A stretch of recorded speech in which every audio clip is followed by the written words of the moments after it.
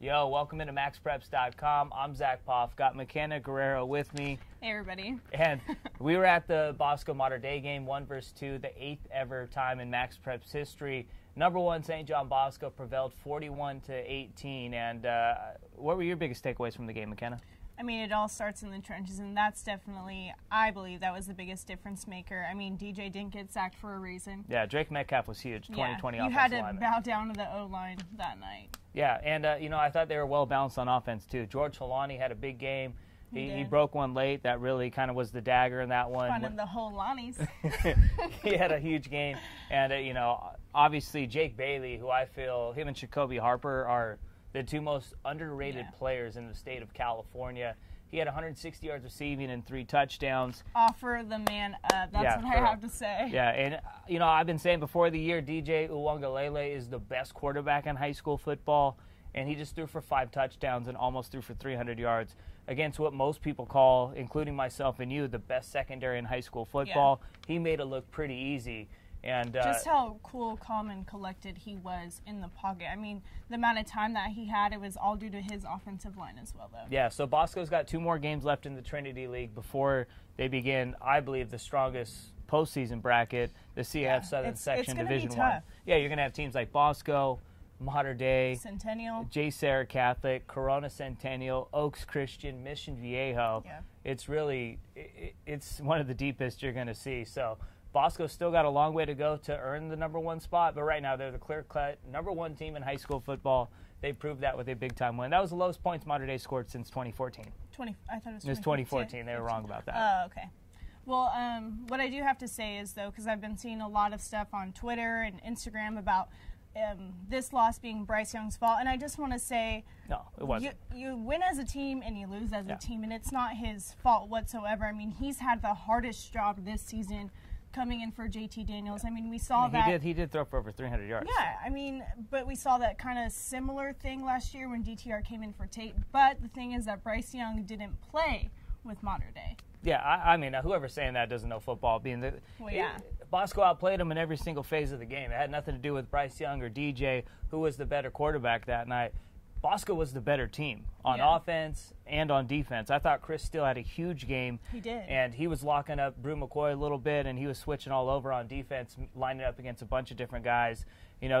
Bosco, they had more areas where they were better than Mater Dei. It wasn't Bryce Young's fault. They executed. Yeah, Jason Negro did a great job getting that win, and it was a big win for St. John Bosco. Negro has had success against Mater Dei. Yeah. 8-4 against the Monarchs since taking over in 2010.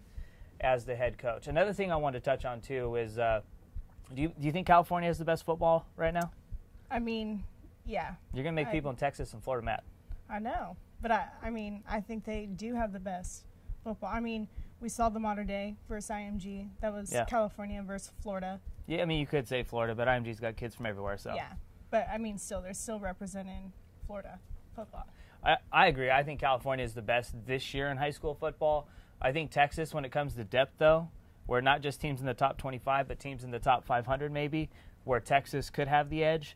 But I think when it comes to being top-heavy, I would say Southern California especially is the best area for high school football right now. Obviously, Florida's got a bunch of talent. They got a lot of good teams, too. They got 4 teams ranked in the top 15 overall, while California has 8 in the top 25. But I would have to agree. I think California's got the best ball right now. Yeah. But I think the Trinity League, I believe, is the best league in the nation. Yeah, a lot of people say it's the SEC of high school football. Yeah. I got to give a shout-out, though, to the DMV area.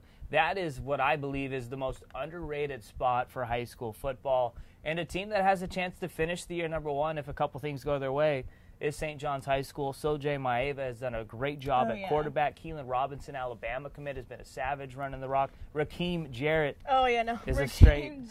He's a baller. And, a lot of people are saying he might be the best receiver in 2020. And the way he's putting on this year has been big time. And obviously the defense is also playing lights out. They got a couple of big-time corners, big time in the trenches, too. Yeah, I mean, that 5 overtime game against Miami Central, I mean, what do you think? Do you think that has been the best game so far? Yeah, I would say that was the game of the year so far. A 5 overtime thriller against Miami Central. Terrible weather, and St. John's found a way to pull that one out. Miami Central is number 4. St. John's is number 3, so those are 2 of the top teams. I would say Mater Dei IMG was probably the the second closest game so far this year. Well, because it was the East versus West. Yeah, and I mean, no game has had that much hype maybe over the last decade. And it lived up to the hype. Yeah. That's the whole thing, too. All right, before we get out of here, do you think anyone's going to beat St. John Bosco in the playoffs? Corona Centennial, Mater Dei?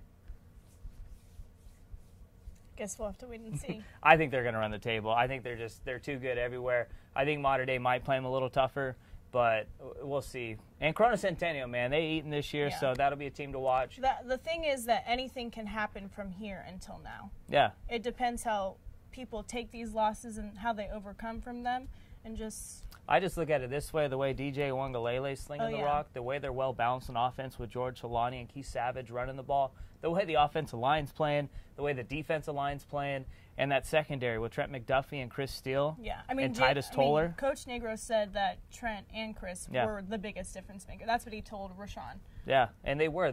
Bryce had a lot of tight windows. He didn't have a lot of room to work with, and he was dealing with a lot of pressure too. So Bruce Rawlinson's a great coach. Obviously, Mater Dei is going to bounce back from that one. And you brought it up. They played Jay Sarah this week. It's going to be a big game for Jay Sarah and Mater Dei. I think Steele DeBar is going to have a great game this week. Another guy that needs offered up. Yeah. All right, we out on that. I think the Braves are going to go undefeated and finish here at #1. She's still not sold, but we still got a little bit of time to figure it out. That's Myckena Guerrero. I'm Zack Poff here on MaxPreps.com.